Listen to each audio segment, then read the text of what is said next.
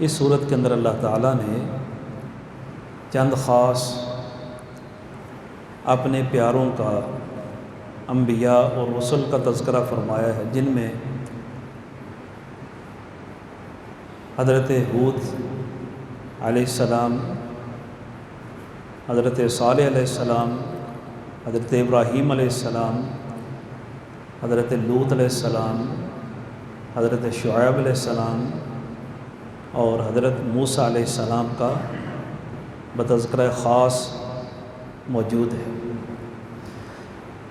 اس صورت کے بارے میں رسول اللہ صلی اللہ علیہ وسلم کا ارشاد گرامی ہے کہ اس نے مجھے بوڑھا کر دیا، بوڑھا کر دیا۔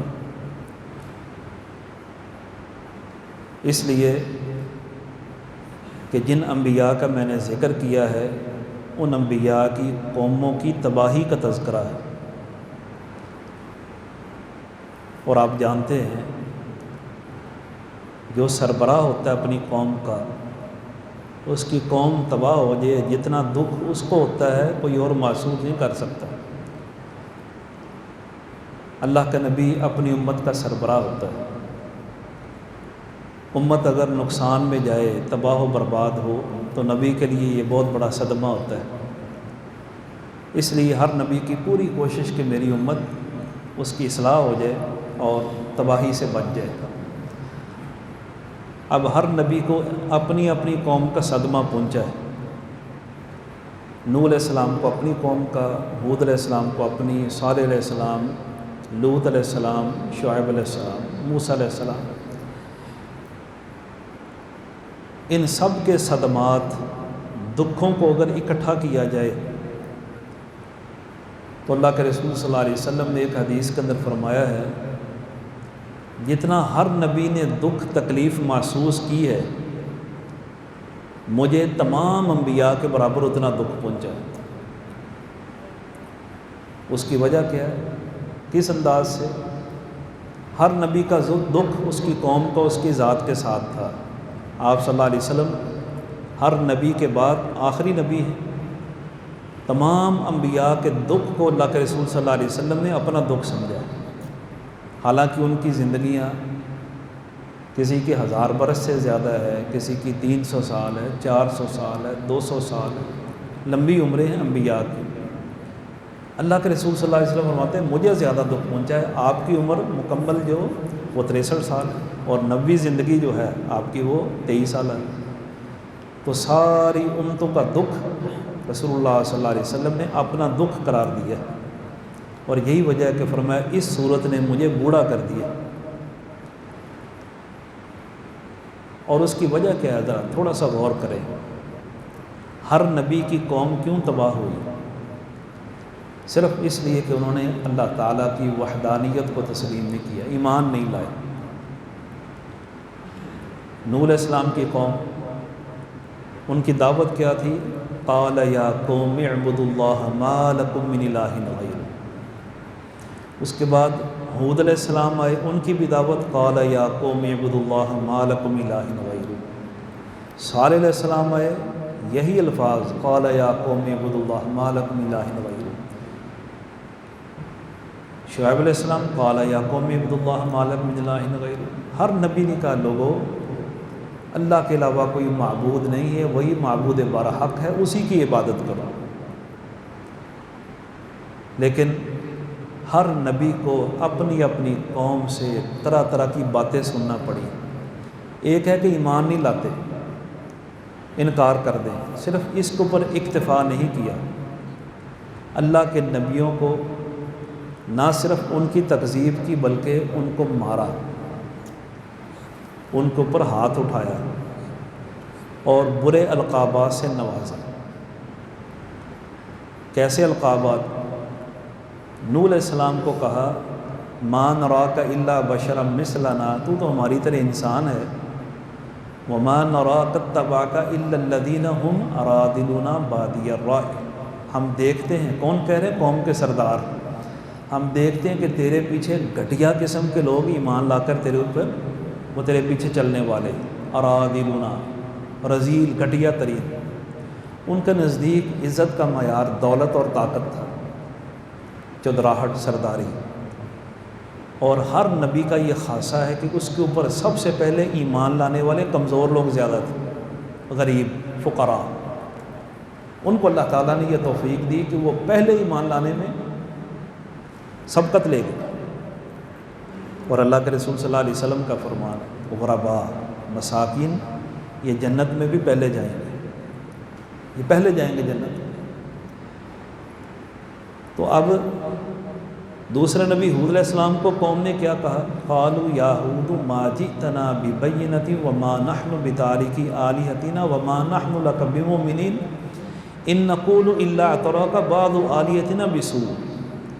ہم دیکھتے ہیں کہ اے حود، تو ہمارے معبودوں کی مخالفت کرتا ہے نا، ہمارے ان معبودوں نے تجھے جکڑ لیا ہے۔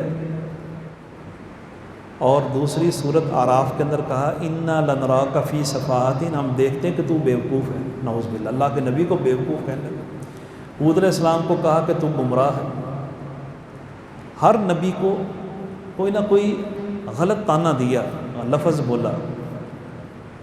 آپ آگے صالح علیہ السلام کو قوم نے کیا کہا؟ اے صالح، تیرے اوپر بڑی امیدیں تھیں، تو قوم کا بڑا ہونہار فرزند تھا، تو کیا بن گیا؟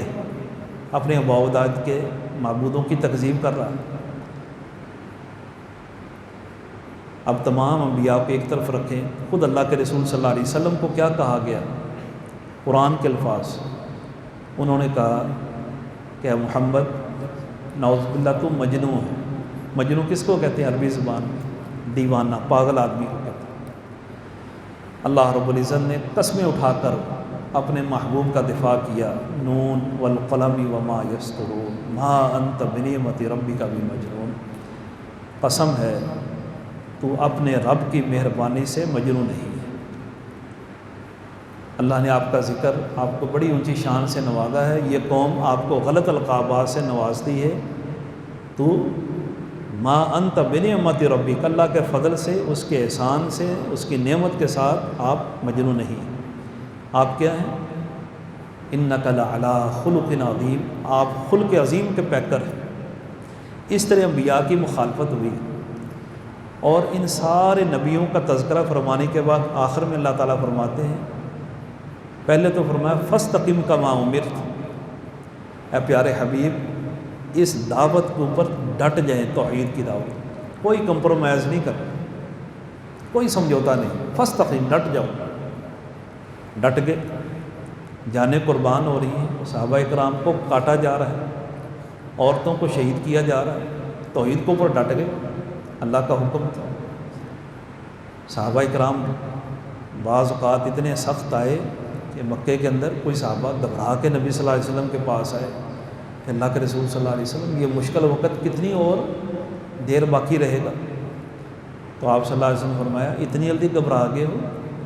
ام حسبتم ان تدخلوا الجنہ ولما یأتکم مثل الذین خلوا من قبلکم، جنت میں جانا کوئی آسان کام نہیں ہے، جنت بڑی مشکل سے ملتی ہے، اس کے لیے قربانیاں دینا پڑتی ہیں، مال قربان کرنا پڑتا ہے، اپنی جان، اپنی اولادیں، اپنا وطن، سب کچھ قربان کرنا پڑتا ہے، پھر جنت آسان ہے۔ ہم تو سمجھتے نا جنت صرف تھوڑی سی عبادت کر لیں، دعائیں مانگ لیں، جنتی بن جائیں۔ اللہ کی رحمت وسیع ہے، اللہ ہمارے یہ ٹوٹے پھوٹے اعمال قبول کر لے، وگرنہ یہ دین، یہ اسلام ہم تک قربانیوں کے ساتھ پہنچا ہے، قربانیوں کے ساتھ، شہادتوں کے ساتھ، مال قربان کیا، اپنے علاقے چھوڑے، 1.5 لاکھ صحابہ کرام دنیا میں پھیل گئے، کسی کی قبر کسی علاقے میں، کسی کی قبر کسی علاقے میں، ان کے بعد تابعین، مجاہدین پوری دنیا میں گھومے پھیلے، اسلام کی تبلیغ، ترویج، اشاعت کے لیے جانیں قربان کی، پھر اسلام یہ ان علاقوں میں پہنچا ہے، یہ ہمیں مفت میں مل گیا ہے، ہم نے آنکھ کھولی، مسلمانوں کے گھر میں اسلام مل گیا۔ ان سے پوچھو جنہوں نے اس کی قیمت ادا کی ہے، اسلام کی قدر کیا، اور یہی وجہ کہ ہمیں اسلام کی قدر نہیں۔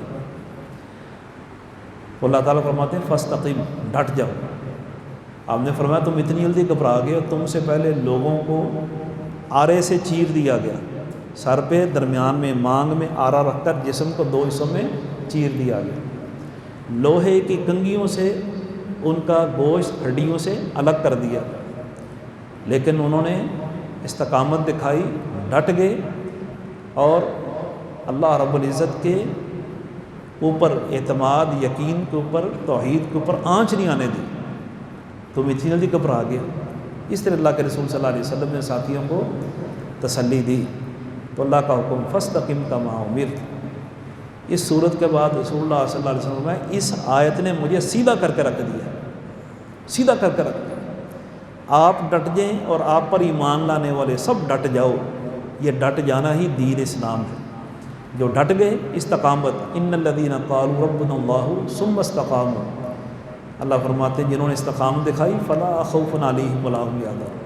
یہ دنیا عارضی ہے، پھر ایک وقت آئے گا وہ 50,000 سال کا دن ہوگا، بڑے خوف والا، دہشت والا اور بڑی ہی جلالت والا دن ہوگا۔ اس دن پھر یہ بے خوف ہوں گے جنہوں نے دنیا میں ظالموں کے خوف کا مقابلہ کیا، قیامت والے دن یہ بے خوف ہو جائے، کوئی غم نہیں ہوگا ان کو، گزری ہوئی زندگی پر آنے والے وقت کا خوف نہیں ہوگا، جنت ان کو سامنے نظر آتی ہوگا۔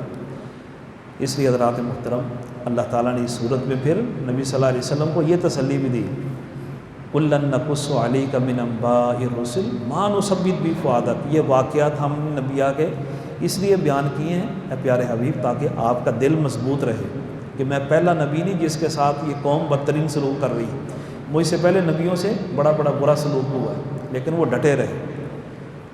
نُثَبِّتُ بِهِ فُؤَادَكَ، آپ کے دل کو مضبوط بنانے کے لیے یہ واقعات ہم نے بیان کیے ہیں۔ تو ہمیں بھی قرآن کریم کے اندر یہ واقعات اس لیے ملتے ہیں، ہم پڑھتے ہیں تاکہ ہمارے دل بھی مضبوط ہو جائیں کہ دین کی خاطر اگر کو قربانی دینا پڑی تو یہ کوئی بڑا سودا نہیں ہے، ہماری جانیں اللہ نے پہلے ہی سودے میں لکھ دی ہیں، ان اللہ اشتری من المؤمنین انفسهم واموالهم بان لهم الجنہ۔ اللہ فرماتے جنت کے بدلے میں نے تمہارے مال بھی خرید لیے، تمہاری جانیں بھی خرید لی۔ جس کو یہ سودا قبول ہے وہ میرے دین پہ چلے، جس کو سودا قبول نہیں یہ راستہ چھوڑ دے، پھر میں نے تمہاری جانیں خرید لی ہیں۔ اگر وقت ایسا آ جائے جان دینی پڑے، مال کی قربانی، اولاد کی قربانی، تمہیں ہمہ وقت تیار رہنا ہوگا۔ تو اس طرح اللہ کے رسول صلی اللہ علیہ وسلم کو اللہ رب العزت نے تسلی دی، آپ ڈٹ گئے، آپ کو بھی برے القابات ملے، اپنوں نے مخالفت کی۔ آپ سیرت کی کتابیں پڑھ کے دیکھیں، نبی صلی اللہ علیہ وسلم ہر اہم موقع پر لوگوں کو توحید کی آواز، نصیحت، تبلیغ کرتے۔ عکاظ ایک بڑا میلہ لگتا تھا مکے کے اندر، عکاظ کا میلہ، نبی صلی اللہ علیہ وسلم بھی وہاں کبھی میلہ لگتا چلے جاتے کیونکہ مختلف علاقوں سے لوگ آتے، آپ وہاں جا کر لوگوں کو توحید کی دعوت دیتے ہیں۔ جب آپ لوگوں کو دعوت دیتے، ابو لہب آپ کا چچا پیچھے پیچھے چلتا، ہاتھ میں کنکر ہوتے، پتھر بھی مارتا اور ساتھ کہتا لوگوں میرا یہ بھتیجا پاگل ہے، مجنوں ہے، اس کی بات نہ سننا، یہ آباء و اجداد کے دین سے منحرف ہو گیا ہے۔ حقیقی چچا، یہ کیسا سما ہوگا، کیسا وقت ہوگا کہ کائنات کی بہترین شخصیت کو سرعام کہا جا رہا ہے کہ یہ پاگل ہے۔ ہم جیسا آدمی نکما گنہگار، ہمیں کو گلی میں کھڑے ہو کر کہے یہ پاگل ہے تو ہمارے دل پہ کیا بیتے گا، ہم برداشت نہیں کریں گے۔ تو کائنات کے امام، سید المرسلین، سید الانبیاء، سید ولد آدم، ان کو لوگوں کے سامنے نعوذ باللہ مجنون اور پاگل کہا گیا۔ اللہ نے خود دفاع کیا، کیا پیارے حبیب یہ آپ کو برے القابات سے نوازتے ہیں، میں تیرا رب ہوں، تو اتنا مجھے عزیز ہے، لعمرک انہم لفی سکرتہم یعمہون، مجھے تیری عمر کی قسم یہ سارے گمراہ ہیں، اندھے ہو گئے، یہ اندھے ہو کر پھر رہے ہیں اپنے نشے کے اندر، میری مخالفت میں، تیری مخالفت میں۔ نبی صلی اللہ علیہ وسلم کو حوصلہ دیا کہ تیری عمر اتنی اعلیٰ ہے، میں تیری عمر کی قسم اٹھا کر تیرا دفاع کر رہا۔ تو اس لیے حضرات محترم، دین اسلام یہ معمولی چیز نہیں ہے، بڑی اعلیٰ چیز ہے۔ آج ہم تعداد میں زیادہ ہیں، مال بہت زیادہ ہے، قوت بہت کچھ ہے، لیکن ہمارے پاس وہ غلبہ نہیں، وہ رعب اور دبدبا نہیں۔ اس کی وجہ کیا ہے؟ اسلام کو ہم نے ہلکا جان لیا ہے، دنیا کو زیادہ وزنی جان لیا ہے۔ جس دن ہم اسلام کو وزنی جان لیں گے، دنیا اس کے اوپر قربان کرنے کے لیے تیار ہو جائیں گے، تو پھر ہم گھر میں بیٹھے ہوں گے، کافر اپنے گھر میں بیٹھے ہمارے وجود سے ڈرے گا۔ ایک وقت تھا کہ ایسا ہوا، لَأَنْتُمْ أَشَدُّ رَهْبَةً فِي صُدُورِهِم مِّنَ اللَّهِ، مسلمان صحابہ کرام اپنے گھروں میں ہوتے تھے، کافر اپنے گھروں میں بیٹھے، اللہ فرماتے ہیں یہ مجھ سے اتنا نہیں ڈرتے جتنا تم سے زیادہ ڈرتے ہیں۔